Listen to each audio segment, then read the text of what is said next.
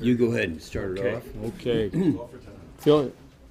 No filibusters here. No filibusters. Let me thank you all for coming today, and I want to thank my bipartisan colleagues for joining me as well. You don't see this group gathered together very often, right, Chairman Inhofe? That's right. But I think it speaks to the incredible progress we've made on the legislation we're working on together. It also speaks to the importance of this bill to every single American. Whether you're a mom worried about chemicals in your infant's clothes, or if you're a business selling those products. We're here to announce major progress on the Frank R. Lautenberg Chemical Safety for the 21st Century Act. As of today, we have 12 new co-sponsors, including Senators Whitehouse and Merkley, who are here with us today. And that brings the total to 34 co-sponsors, over 1/3 of the Senate. These senators come from across the country. They're at opposite ends of the political spectrum and everywhere in between. Many of us don't agree on much, but on this issue, we agree it's long past time to reform the broken Toxic Substances Control Act of 1976. I want to say a special thanks right now to Senators Whitehouse and Merkley, and also to Senator Booker, who couldn't be here with us. They did the hard work in the committee, along with Senator Carper, working with Chairman Inhofe and Senator Vitter. They helped negotiate major improvements in the bill, and I'll let them talk about those specifics. I also want to thank Senator Vitter and Senator Inhofe for being open to these changes and staying at the table with us, even though sometimes we had tense discussions and negotiations. But with these changes, I believe we not only have a bill we can pass the Senate, but it will be signed into law, and that we will finally protect our kids and our communities from dangerous chemicals, something the law does not do right now. This is the best chance I believe we have in possibly the next 40 years to pass a law that will protect our kids from dangerous chemicals. We need to get it done, and at this point, Senator Vitter isn't here, so let's go to Chairman Inhofe, and we'll proceed from there with all our speakers. Thank you. Good. Thank you, Tom. First of all, you guys have to realize this is a big deal. This isn't just another news conference. This is the first major environmental law that is being drafted and will be passed since the amendments to the Clean Air Act in 1990. I remember I was one of the co-sponsors of the Clean Air Act, and this is a good follow-up on another major step forward in the environmental laws that we're passing. Now, on our committee, we have the jurisdiction of this, as everyone knows. Senator Vitter is on the committee with me. Right. Oh, is just right. Oh, okay. And of course, Senator Udall is not. But before turning back over to Senator Vitter, let me thank both of them. Senator Udall, you went out of your way to try to be very fair about this and come in and carry on this legacy of Frank Lautenberg. I hate to keep referring to it that way, but we go back to 2012, working on pulling people in, stakeholders, so that we could ultimately pass his bill. He's up there watching us right now, and he's smiling.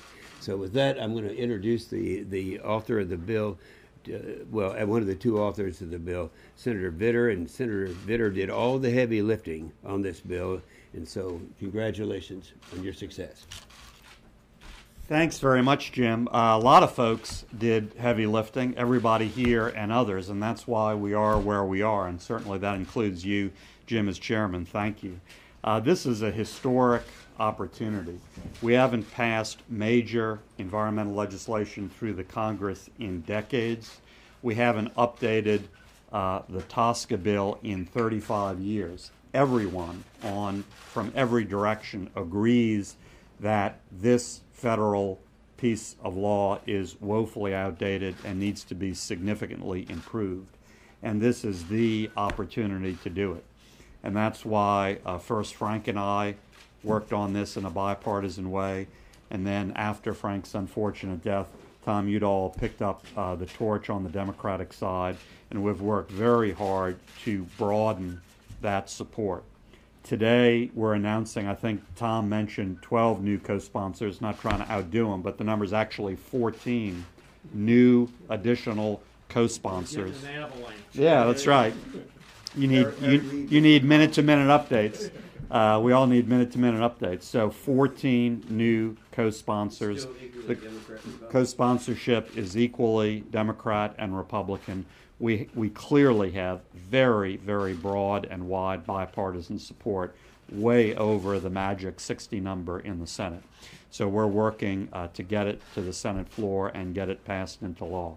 And I want to thank everybody who's been such a huge part of this effort. Certainly that includes everybody who's here. Thanks.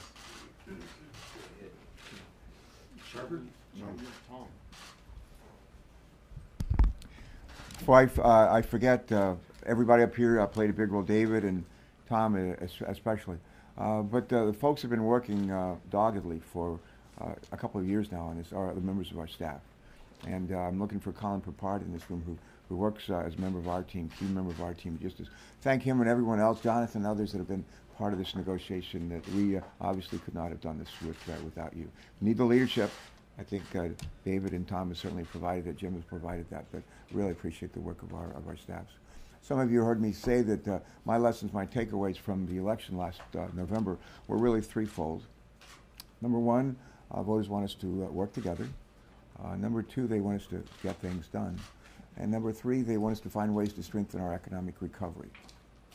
Some people say that believe that it's not possible to have a cleaner environment and a healthier environment and also have economic growth. That is a false choice. We can do both. And I think this legislation is living proof of that. This legislation will lead to a healthier environment for all of us, particularly our young people and those who are at risk. It will lead to a cleaner environment for all of us.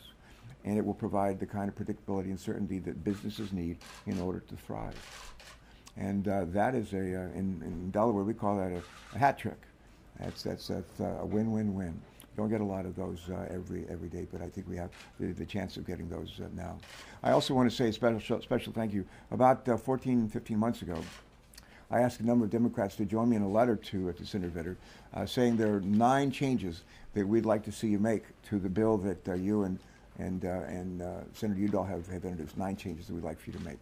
And 14 months later, all of those changes were made. And with that, and the idea behind getting the 9 changes made, we said basically, if you make those changes, we'll co-sponsor your bill. And we have done that. We had, in a letter I sent about a month and a half ago, follow-up letter to Senators Udall and Vitter and Inhofe. I said there are 3 areas.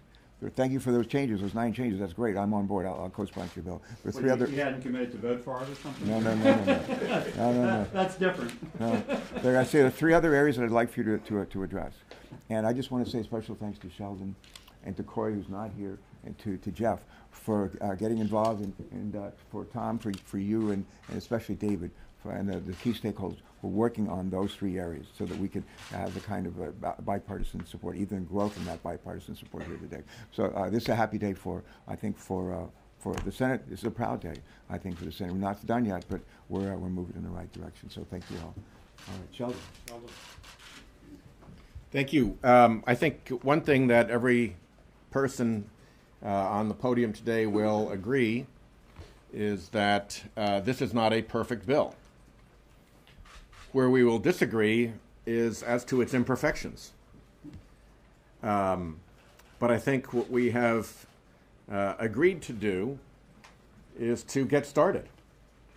That action is better than a logjam, and that you don't get anywhere if you don't get started.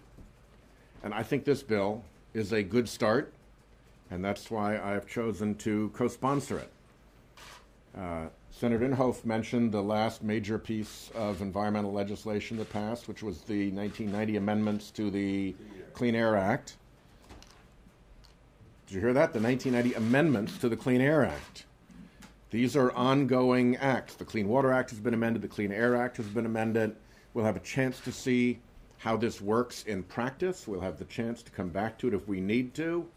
But given the chemical exposures that families in all of our states face every day that are currently unregulated, it's really important that we get started.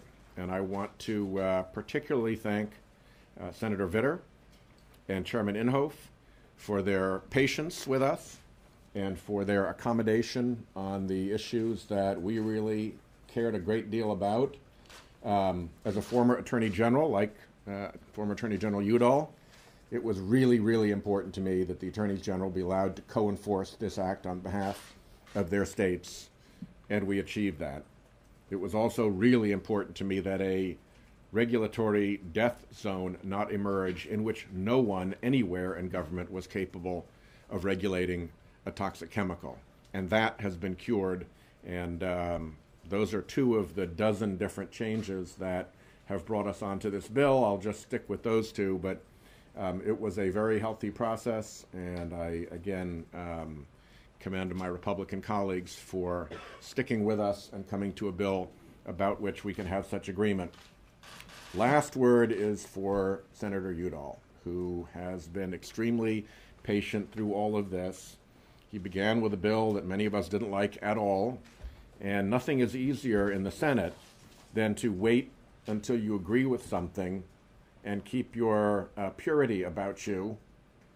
The willingness to get in and work on a bill that was not then popular in the caucus, and to hang in there and to keep encouraging us and to stick with it and to get us finally to today has been, I think, a signal legislative accomplishment. Thank you.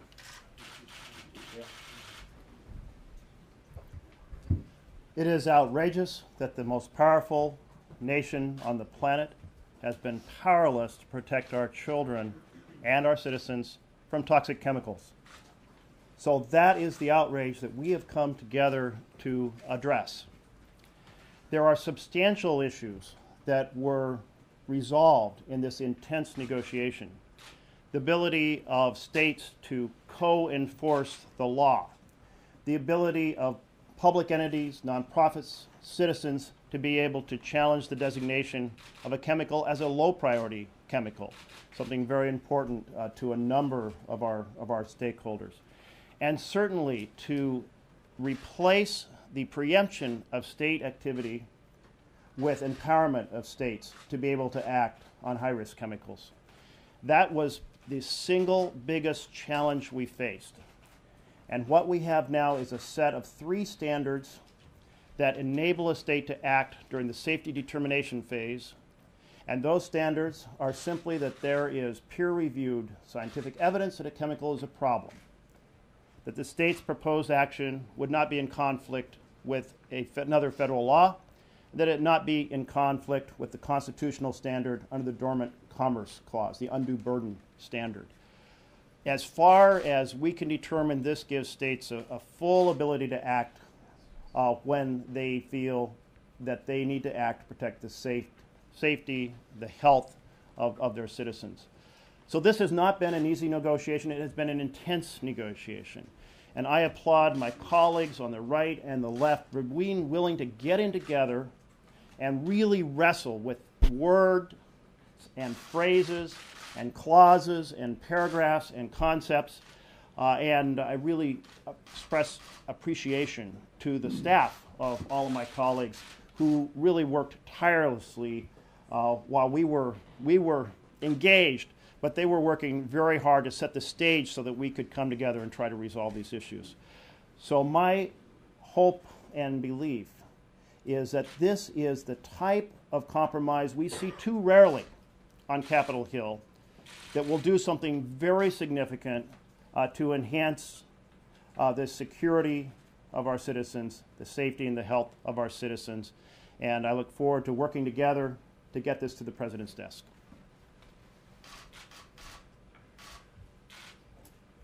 Floor is open. Take questions. Floor is open. What seems to be the outlook for floor action on this? Are there any obstacles for getting this on the floor fast? And your run for governor would also suggest that you might need to do this now rather than later. I'd love to do this year for all sorts of reasons. Jim and I just had a great meeting literally an hour ago with Mitch McConnell about this bill and getting it to the floor, and we don't have a date yet. And I certainly can't speak for Mitch, but it was a very productive discussion, and he recognizes how significant this is and what a positive bipartisan accomplishment this will be.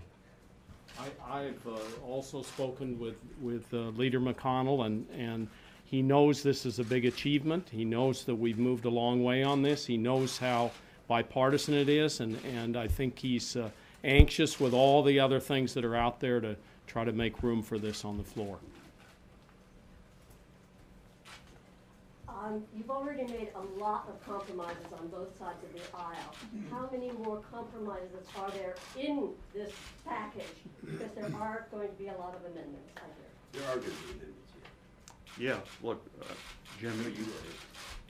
Jim will help manage it on the floor. I'm sure there'll be proposed amendments, and we'll work through those, and I'm for having an open amendment process and votes. We have compromised a huge amount. We have built a whole number of ideas into the bill, so I think it's at a very, very good place now. But in general, I'm for an open process on the floor. Let me just comment. There are going to be a lot of amendments. I agree, and I'm going to tell you something that even in the infinite wisdom of you folks in the press, that you're probably not aware, and that is that Senator Whitehouse and I don't always agree on everything. But when you have us agreeing on this, we try. That's right.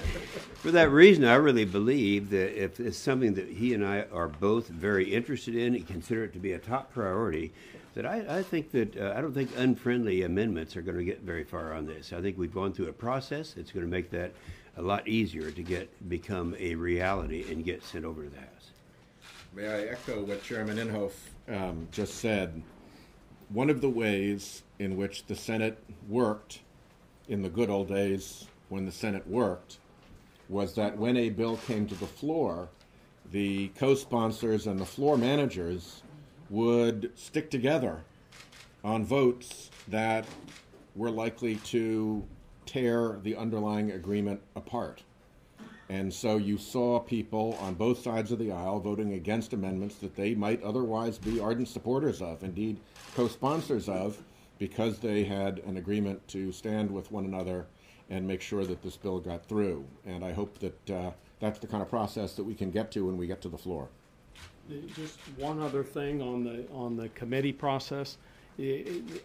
One of the things that happens in the Senate, and it's a really good thing, is to see the committees work. And in this case, Chairman Inhofe, the committee has worked very hard on this, and generally there's great deference paid when the committee has done the work to the bill that's produced. Doesn't mean there isn't going to be amendments, but I think this is a demonstration of the committee process working, moving a piece of legislation along, making some key compromises, and ready for any additional amendments. Thank you all. Anybody else? Thanks. Thanks.